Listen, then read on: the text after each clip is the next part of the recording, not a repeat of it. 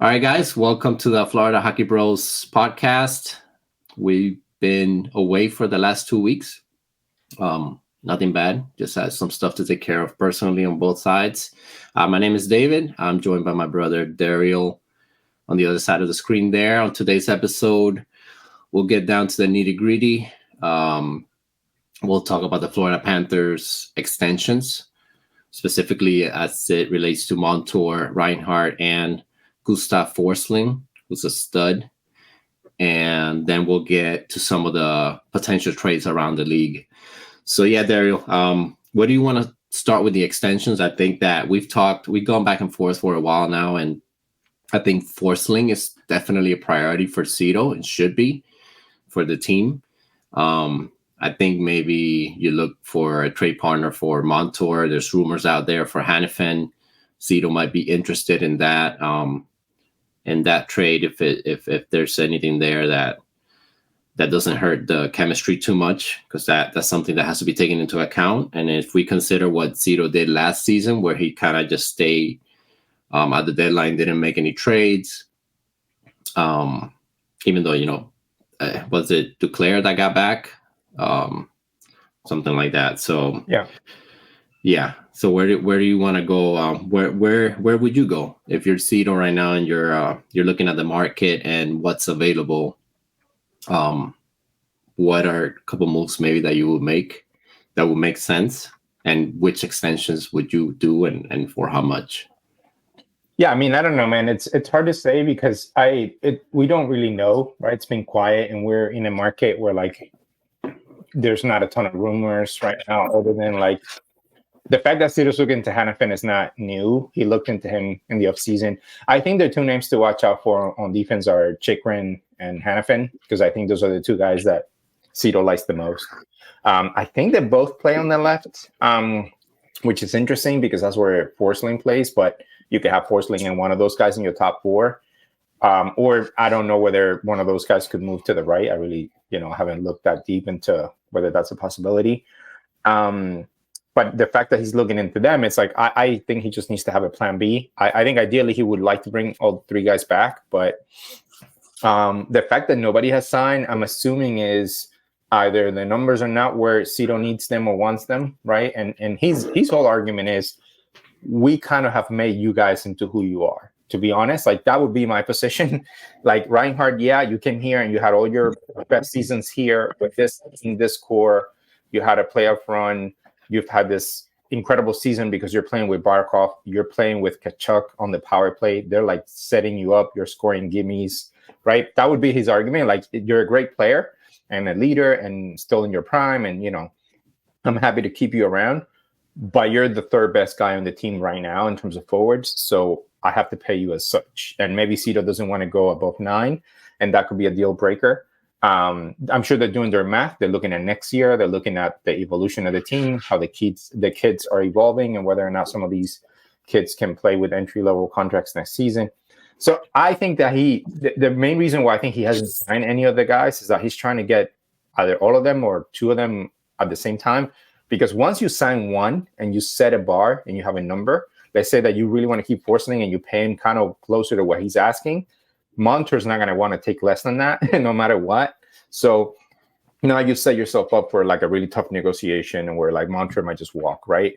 And so that might still be the case, but I think Cito right now is playing it close to the vest probably, and kind of everybody sounds positive. Forsling says he wants to stay. Reinhardt says to stay. We haven't heard as much from Montour, but Montour's not having a great season after coming back from injury in terms of scoring, which doesn't mean anything, but again, you also have to look at their careers, right? Forsling has become this elite defender. He's not he's a good offensive defenseman, but not as good as other guys. But defensively, he's one of the best in the league. I mean, he can make that argument, and that's for true. But again, he's become that with us. I mean, he was a waiver pickup. So Cito's probably thinking yeah, I'll pay you. I'll give you the 7 or 8 year contract, but I'm not going to give you Hanifin money, or I'm not going to give you Ekblad money, because those guys were proven even before you, right? You've built up to this right now.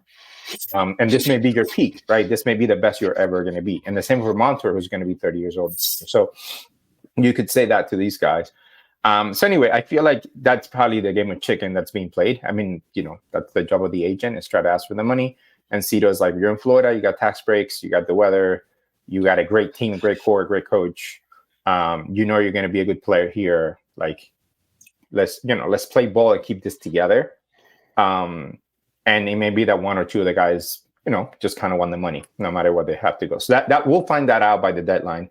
The only thing I worry, I don't care who he trades. I mean, I would love to keep Forsling because it's hard to replace what he does, like really hard.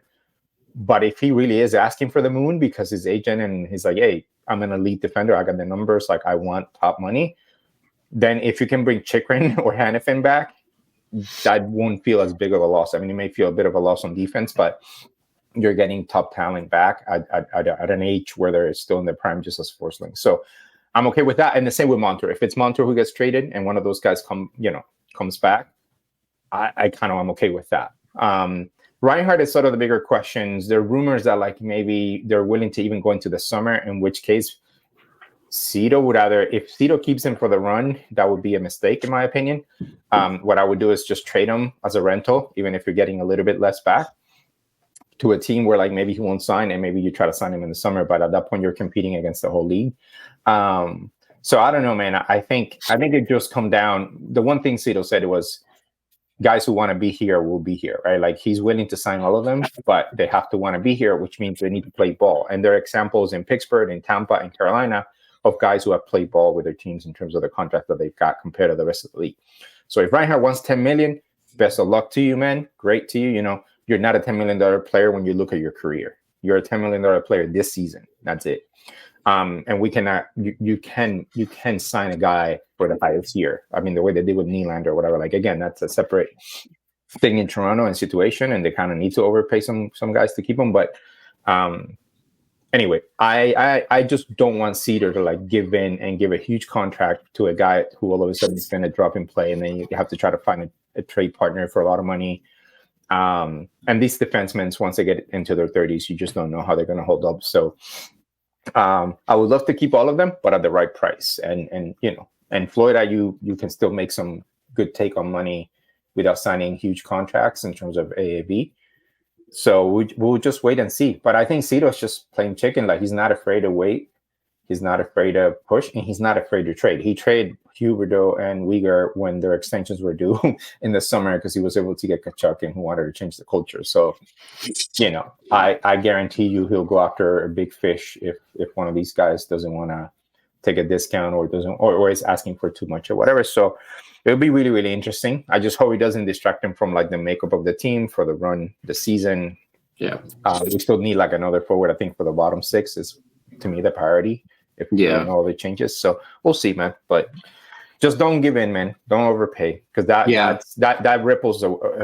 This season you'll be okay, but starting next season, then that actually is going to ripple and make it harder for you to trade. And we've been handcuffed with Bob and all that. You don't want to put yourself in another Bob situation. So yeah, definitely, and that's the point that I was going to bring up. Yeah, you're going to pay the guys what they want, but then you're almost obligated to trade Bob next year, regardless of what you think. Maybe Knight's not ready and yet. Ekblad and probably Verhage, and then you got to play Mackey and Serdev like top 6 minutes, and like so you really want to do that right now? Yeah, you run the risk of having a completely different team next 2 years. And the chemistry is starting to flow now with Rodriguez on the third line, and you kind of want to keep the lines there.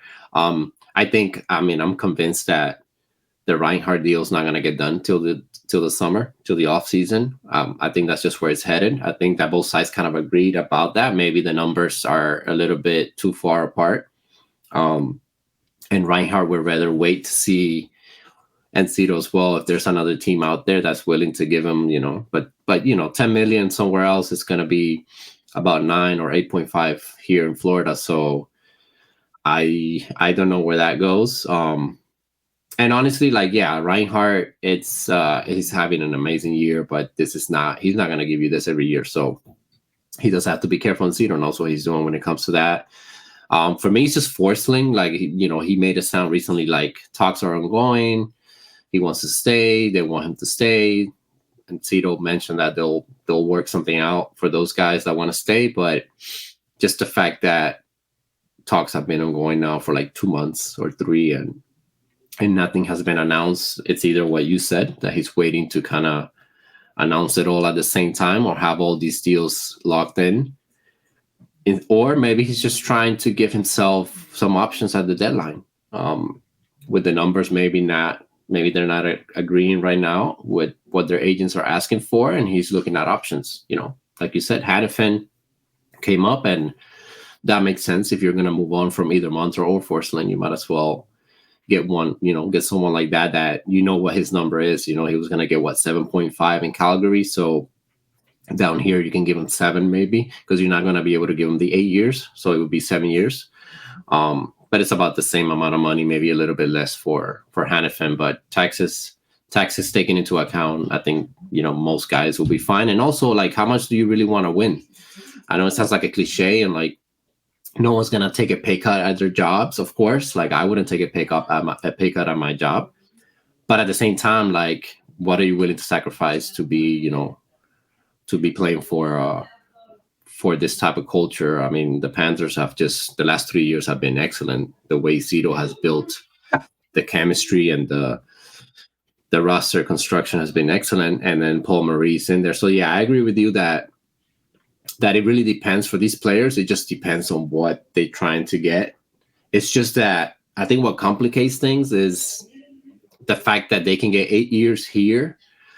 It's a long time. So for Forsling, it's probably fine. 8 times 7, that's 56 mil, right? But that's 8 years that you're committing to someone that you don't know where they're going to be in 5 years. So I think with Forsling, it's a no-brainer. But Reinhart, you have to be careful. He'll be 35 at the end of that deal.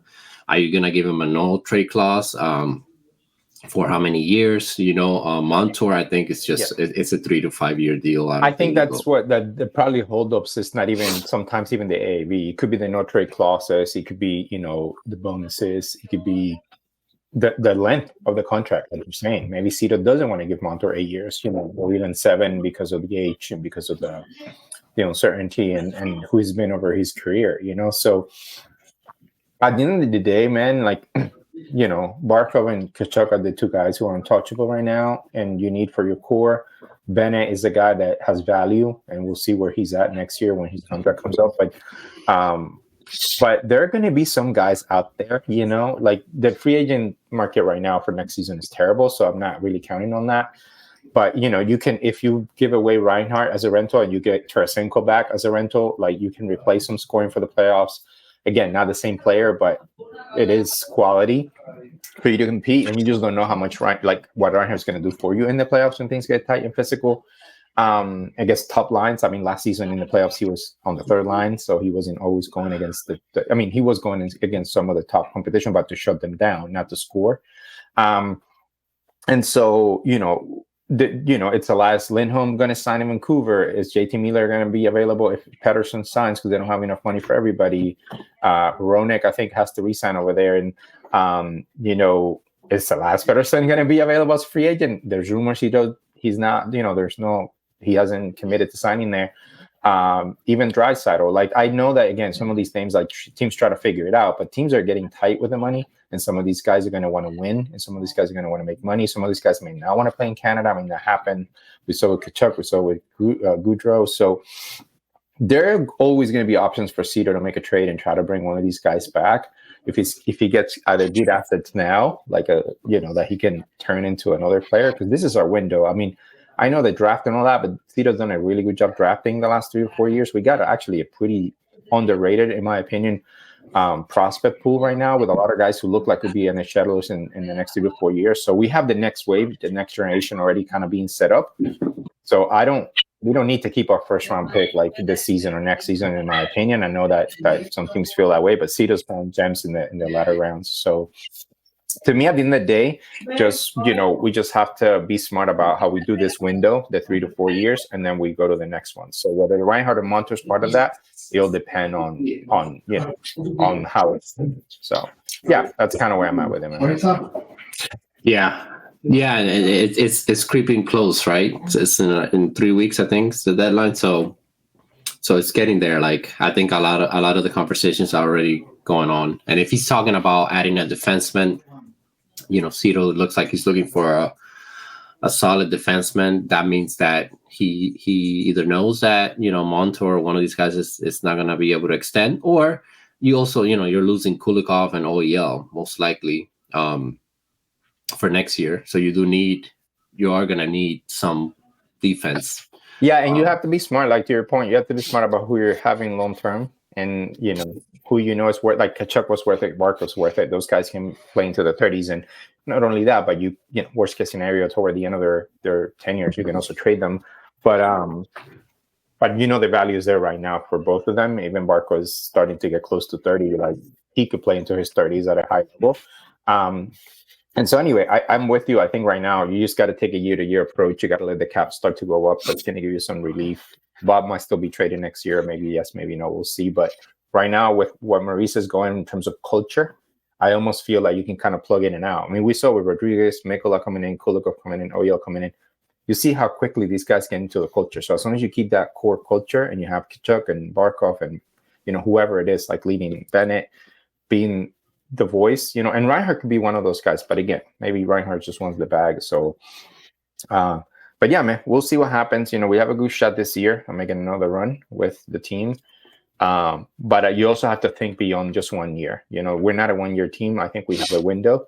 So Cito needs to just play chess right now, not get desperate. If we were like a really old team, like the Pittsburgh Penguins or even Tampa, like I could see it like going forward. Like Tampa supposedly is even looking at Hanifin too and Tanev and stuff because they lost Sergachev. So, you know, they're in going in now mode because they're starting to get older. Stamkos is older and they've already won the cups. So I feel like they need to go for it. Whereas I think we're kind of right at the start of this like 4 to 5 year window with Maurice. And after that, then the new kids can take it over. Cito can make some trades for some of these contracts and try to retool. And then, you know, you have the right culture. You can just build on that again with the new talent. So anyway, yeah, we'll see, man. Interesting shit. But I think Cito's doing it right. I'm glad that he hasn't been desperate. I'm glad he hasn't overpaid. Who knows? Maybe next week we'll find out Reinhardt got a $10 million contract and be like, shit, that's a bad No, move. I highly doubt it. I think if those numbers come out really high, it's because Cito has a plan to just, you know, bring up the kids the next 3 to 4 years on a consistent basis. And he's basis. confident because he's done it, right? He knows he's going to get the next Mikola in the offseason. He knows he's going to find the next Belinskis, like who they you sign for next season again, and they're trying to train up. They know that the kids are developing and they have the luxury of like keeping them in the AHL, and they're starting to look like really good now, and they look a lot stronger. And he's got a bunch of like Devine and Davies and guys slouching, like performing really high level in their you know college and junior. So he's got to feel like I know I can develop these kids. I know I've got the right coach for now. I know that I can find rentals. I know I can find like waiver wire people and develop them. And then now you have to think of it as an investment. If you get to keep them and they become this elite player like Forsling, great. And if you don't and you trade them for something high, you bought low on all of these guys based on what you sell them for. So that's the way that he should think about it. But yeah, man, we'll see. It's fascinating. We only got like 3 weeks to go, so we'll see. Someone's gonna give. Yeah, something's gonna give. Yeah, I'll just start to panic a little bit if we don't extend anyone by the deadline and they're still here. Just because we're gonna lose them for free, most likely. I mean, Cito, if he does that, that would be sort of, you know, there are a lot of examples around the league where you can do that. At most, you might want to do it with one guy if you just, in your heart of hearts, believe he's resigning in the summer. But the truth is that that's just not the case. And unless you believe like you can really win it this year and you're willing to take that risk just for the sake of trying to get the cup now, it is such a risk, man, because, you know, they walk at you and you've got nothing except, you know, their contract, which is none of these guys have high contracts right now. So, so anyway, man, I trade them. I'm okay. Even if it's like a rental, again, even if you're trading Reinhardt for like just a first or just like, you know what I'm saying, just like not a ton of assets because he hasn't committed to signing with that team, get something for him now. And you can turn that around for another player. Like you could trade a second and a good prospect for Tarasenko probably. So anyway, yeah, we'll see. Yeah, it's very curious. You know, we can touch on the bottom six real quick. If you look at the teams that lead the league in goals against average, the Panthers are in second place. Yeah. They trail the Jets, and then behind them is the Penguins and the Kings, who have both been struggling. So my point there is, yeah, you can have great goaltending and great defense like we do. We've had this year. We've had it both. I mean, the goaltending has been excellent, but you still need that offense, and I think that's where, like, it's just tricky with the extensions now, because can you really afford to try to get a winger to replace Cousins in the second line if you're going to lose, Reinhardt and whoever? Can you get a rental there? I don't know how that's going to go. But I think that would be my only thing that would be kind of concerning, and not so much for the season. I know that in the playoffs you can hold teams to a goal or two, but I don't think that you should just aim for that, because you don't know. Bob can have a terrible series and you're going to need to score. So I know the offense has been better lately. The chemistry's there finally. I think the way that Maurice finally changed the lines just makes sense. It takes a little bit away from the second line, but not too much. And it gives your third line more of that puck movement, because Rodriguez is really good on the board. He's speedy. He can pass. So that would be my only concern as far as the deadline goes, if we're not able to get a top 9 forward that can kind of plug in. I think that those guys are going to be available, and we have later picks that we can trade for that too. You can also include that in a package if you're trading one of the big, Montour or Reinhardt, and you can try to not just get picks back, but maybe players who have expiring contracts, or even like 1 more year contract term if you think you want to keep them. So there's some options, man. Cousins is a fourth liner, and we just have to remember, and he's not putting up points. Like, he's got 5 points, he's -10 or whatever, 6 points, -10. He's got a worse year than most, like, third, fourth liners, like decent third, fourth liners in the league. So anybody you can plug in there has maybe a down year. I've mentioned Yamamoto, like somebody who just had a down year, another reclamation project. That's all you need, because Bennett and Kachuk can elevate a guy who has some skill, who's willing to play in a system, who has maybe some player experience. I wouldn't bring like some kind of, a guy who's never played in the playoffs, but there's got to be better options like Cousins. I just think Cousins is a hustler. He plays hard, but he just doesn't give you the offense. I think he holds the line back, any line he's in. That's not the fourth line. And Maurice has been saying for a while this season that his dream is to have Rodriguez on that third line and we see how good he looks with him there and that depth. So I suspect that that's the thing. So if you have to train Reinhardt, you definitely have to bring a Tarasenko in, or some player that you think could provide something on that top.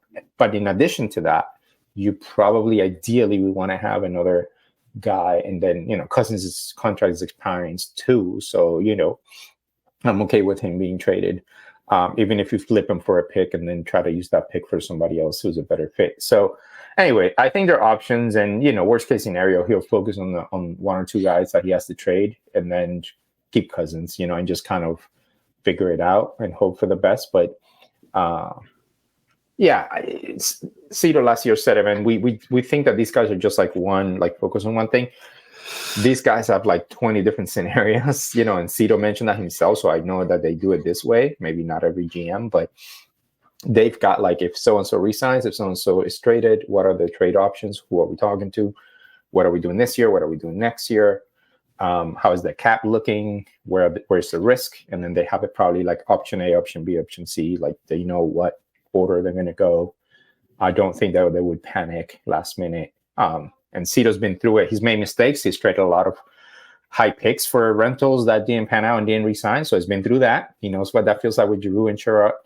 And then he's also know that he can get guys for cheap that can overperform their contracts. And he was not willing to keep Huberdeau or Uyghur and overpay for them. So we'll see, man. We'll see. We'll learn a lot about Cito this year. This is the first real test.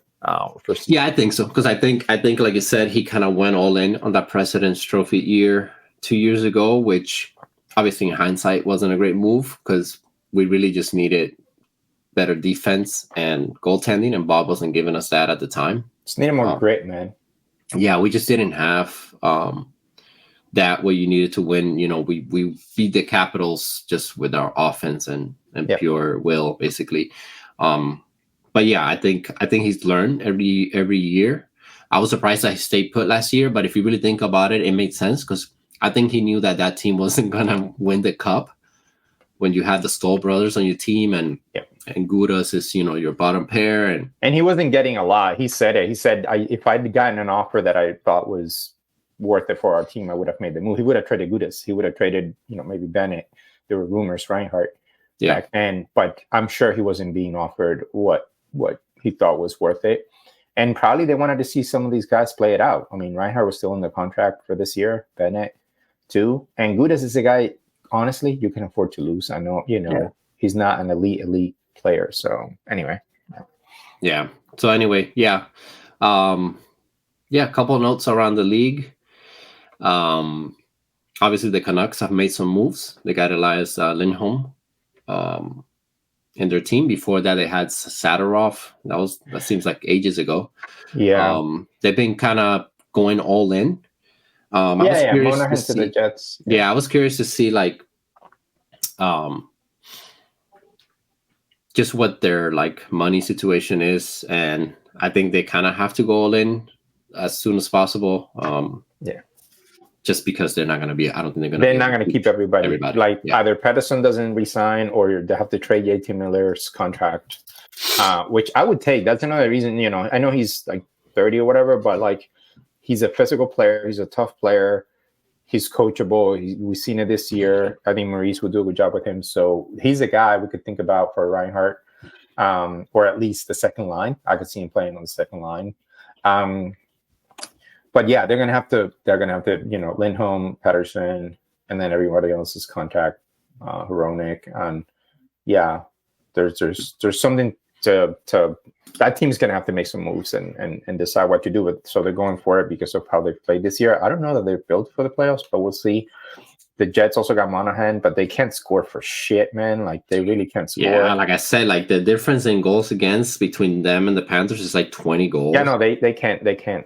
They beat the Sharks 1-0 the other day. Yeah, no, they can't score. But they added Monahan, and I think the Oilers are probably going to add Henrique. It sounds like that's the team that's really going to go after him. So I think those Western Canadian teams are going for it right now. They're desperate. They're desperate because of Draisaitl too is supposedly pissed and hasn't committed to resigning. And so anyway, I know that the talks technically don't start until the summer, but they probably have a feel for where Draisaitl and McDavid are at.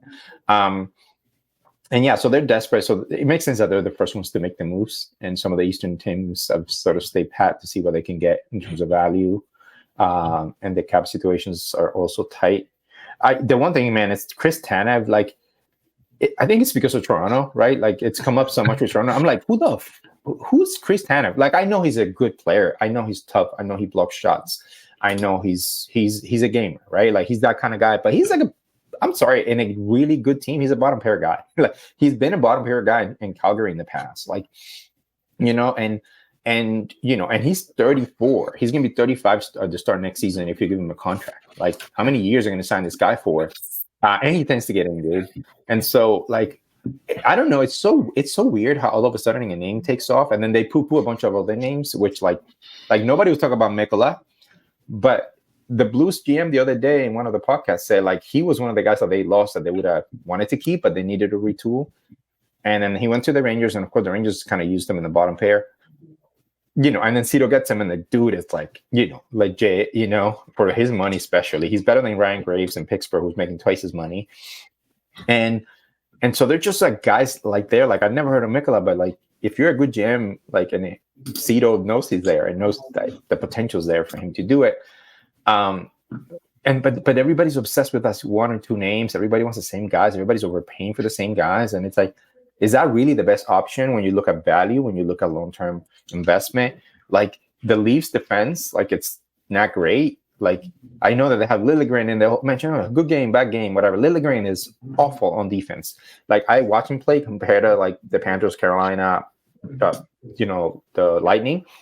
That dude, I would not want on my team. He's a liability. He's worse than Uyghur. He's worse than Uyghur, who was a liability here in the playoffs.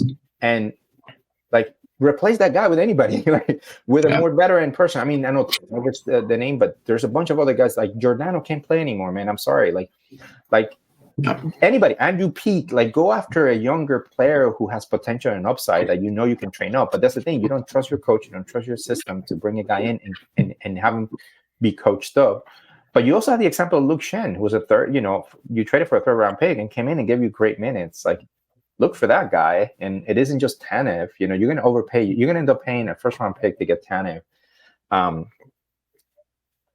even if you resign him, I don't know how much value you're getting when the guy's 35 and could get injured any minute. So anyway, just so weird, like how the league works. Like just because the names are like Monahan and Lindholm, like let's overpay for like the names that we have, even though they may not even resign with us. Because I don't know that Lindholm is going to resign in Vancouver. No, I think they just got him and they're just trying to go for it this year. And if you look at the West, like everybody's, it is strong and all, but if you really look at the stats, like Dallas has major holes. They're not physical. Vegas, I think, they've kind of slowed down a little bit. Colorado allows some of the most goals. They have no depth. They have no depth at all. It's absolutely. They allowed a ton of goals, and they don't have Georgiev isn't going to give them a run. So I think like the Canucks are doing kind of a smart thing because again, they're not going to be able to keep everybody. So you might as well go for it out and then see if how you retool in the next 2-3 years. But yeah, the Tanev thing is funny, right? So Calgary, the word is they do want a first round pick, and that's why nothing has been done. But he, his contract expires this year, so don't trade a first round pick for a guy that's not going to get you to the cup. So I would just sign him in the offseason. If that was the case, give him a 3-year But deal. there are other names out there you can get for a lot less that could still give you value and still give you more depth. If nothing else, more depth, because your depth right now for some teams is not great. You know what I'm saying? Like we have the luxury of Mahura hasn't played forever, but he's a guy you can plug in and give you solid minutes as your 7th guy. And we still need to think about who our 8th defenseman is going to be for the playoffs. Is that Balinskis or who's going to be? And the same for the forwards. This is where we stocked up on a bunch of physical forwards. Like Lawrence hasn't played in a while, but he could give you minutes in the 4th line. Yeah, and Lockwood when he's back. Yeah. And you got a couple kids in the AHL that you can bring up if you need some scoring. But anyway, it's just strange, man. The league is such a weird place. How some GMs function and how some fan bases obsess over certain names and the pressure to like make the move, even if it isn't the smartest move. So I'm hoping Cito kind of did it, made the mistake that President's trophy year. Last year he didn't. So we'll see where he falls this year. But yeah, man, just kind of strange. I am fascinated now to see where Tanev goes because it's like somebody's gonna get him, and it'd be funny to see how much people pay to get him. Yeah. I don't even know if that's gonna get done, honestly. If they're kind of staying put on that first round pick, although teams they're going to trade him. They're going to get a second rounder. That's good value for Tanev. You get a second rounder. Yeah, it's 34. Yeah, man. Like, and you're not going to keep him. Like, Calgary isn't going to keep him. So, like, he and Hanifin can bring together a bit of a holdback. So, whether it's players or picks depends on what they want. But yeah, Calgary needs to retool completely. So, I think those guys are going. It doesn't matter of they're playing chicken, again, like Cito is like with his own guys. So yeah, I'm curious to see. Not a lot of big, huge names, I think, for the Panthers, like either, re-sign the guys or try to get value back. And we'll see what we look like for the last month of the season. And then, we're going to be tough in the playoffs either way. I don't think Cito is going to make the team worse necessarily, but no. But invest for the next round, for this few years. We have more. I want us to be competing next year again and the year after again, and the kids coming up and all that. So. Yeah, and like I said, I think Cito's confident that he can find guys, like Mikola and Rodriguez. Like those guys came out of nowhere, right? And really good deals. Lusterinen is already signed as well for $3 million for like the next 3-4 years. Rodriguez, Mikola. So you kind of have like a semi-core there. With Kachuk, Barkov, and those 3 guys, and then obviously if you can resign Forsling, are you going to keep Ekblad? He's already at like 7.5, so I don't know. I wonder if Ekblad. It'd be hilarious if Ekblad is the guy that takes the discount. Yeah, I mean, if he wants to keep the same salary with the cap going up, that'd be fine. Yeah, because or he can still even score. a little bit less, man, for what he does. But yeah, we'll see. He's still young. He's still young. He's gonna still- want. He's gonna want to. and he's playing legit this season. I have to say, like, very good defense. He hasn't made those no, mistakes he's a that we've seen huge in the plus past. player. He's been better than Montour. I mean, he Yeah. has, like, so yeah, Yeah. he's earned it. All right. Let's wrap it up there. All right, guys. We'll catch you guys next week. We'll keep them coming. Lightning today, bro. Spank that Lightning ass. Yeah, we played the We Lightning haven't played today. him in a while. Yeah. So weird. We haven't played division people in a while. No, it's definitely been weird. There's another team that we play, the Sabres. We played the Sabres the other day, and we played them 3 more times. It's kind of weird. It's weird. Same thing with the Leafs. I think they play the Coyotes like 3 times. We don't play the Leafs again until like April or whatever. So yeah, we played them twice in like a 2-week span. Basically the last 2 weeks of the season. So by then it's probably going to be. But I'm curious because the Lightning are hot right now and the Panthers are hot, so it's going to be should be a good intense game right today. Yeah. All right. That'll be a fun game. All right, guys. If you like what you heard, please subscribe. Give us some comments. And yeah, we'll catch you guys next week. Peace.